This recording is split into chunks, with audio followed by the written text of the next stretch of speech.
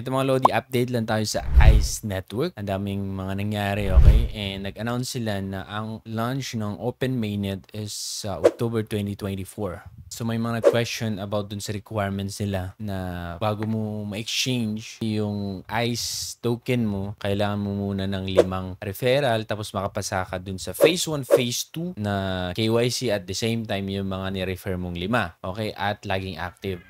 So may mga nagreklamo parang napakahirap gawin daw. Paano na yung mga walang na-refer? Okay, ganito mga Lodi. Ibig sabihin, pag wala kang na-refer, hindi ka eligible dun sa ICE na kung saan ma-exchange mo before mag-mainnet. Okay? Para lang ito dun sa mga supporters na kung saan trinabaho nila itong ICE network, nag-invite, laging active, kahit kumuha ay pinush niya na meron silang referral. Bakit? Kasi nga, gusto ng ICE team may reward naman sila. So, kung wala kang referral, okay lang kasi makukuha mo lang din yung ICE token mo pag na-KYC ka na Phase 1, Phase 2 sa October 24 na. Ibig sabihin pag mainnet na. Okay, bago kasi mag-mainnet, pinaplano nila na i-deploy yung ICE token dun sa Ethereum network. Ipasa mo yung mga requirements bago pa mag-open mainnet, nakakapag-exchange ka na. Ibig sabihin na i-convert mo na yung ICE mo into different kung ano man yung pairing niya. Pwedeng ICE to USDT, ICE to Ethereum, mga ganun. Okay? So, ganun ang mangyayari mga Lodi. Bakit nila ginagawa yun? Para bigyan ng reward yung talagang tumulong at nagpalago dun dito sa ICE network. Okay? Pero wag kang mag-alala pag na-verify ka lang sa Phase 1, Phase 2 pero wala kang referral, makukuha mo pa rin yun mga Lodi. Makukuha mo yung token mo pero sa open mainnet na sa October 2024. Gets na natin. Okay? So, bago mag-October 2024, meron nang made-deploy na yung token sa Ethereum network at pwede nang i-exchange yung mga ICE token dun sa mga eligible na tao. Pag nasundan nyo yung requirements, okay? Yung requirements, yung nasabi ko, 5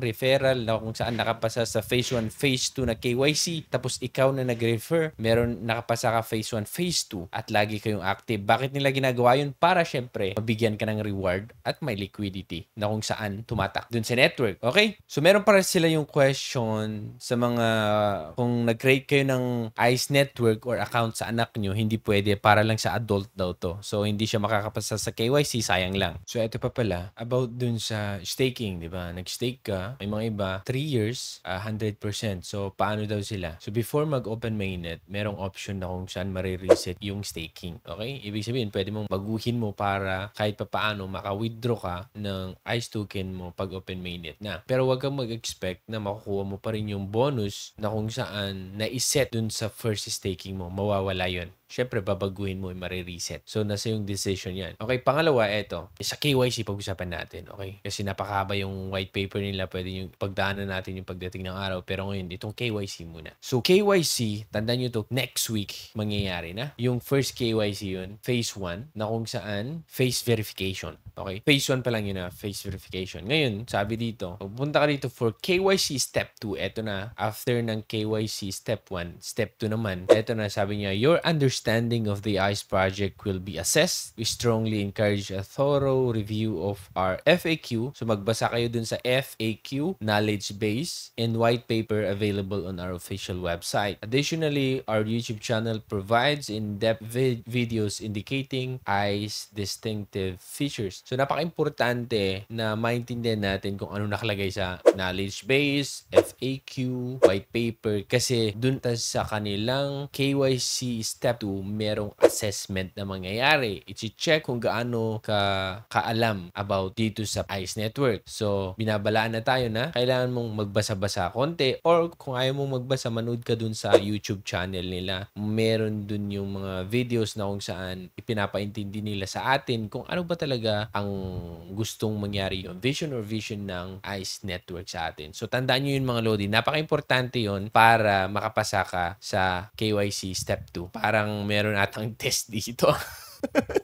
Papapasubo tayo mag-review dito mga Lodi. Alright, papapasubo tayo mag-review. So yan, tandaan nyo. Okay, eto ang ICE network mga Lodi. So waiting tayo sa kanilang ang mga update. Marami silang mga nabanggit dun sa white paper nila. Okay, na kung saan magagawa. Parang itong ICE is maging utility lang din. Na kung saan meron silang prepare ngayon na mga iba't ibang application na kung saan magagamit natin sa ICE network. Parang Pi network lang din siya yung peg niya. pero napabilis lang. Okay? Meron silang tinatawag na ICE Connect, ICE Vault, ICENet. Ito yung mga different application, decentralized application na kung saan magagamit natin yan. Aside from trading, aside from converting it to USDT, gumagawa din sila ng mga application na kung saan makikita natin yan pagdating ng araw. Makikita natin yan na may mga applications para magamit ang ICE Network. Alam mo bakit believe ako sa kanila? Kasi napakaganda. Website pa lang nila, super clean. Application mismo, tignan mo yung ICE, super legit na legit yung gumawa talagang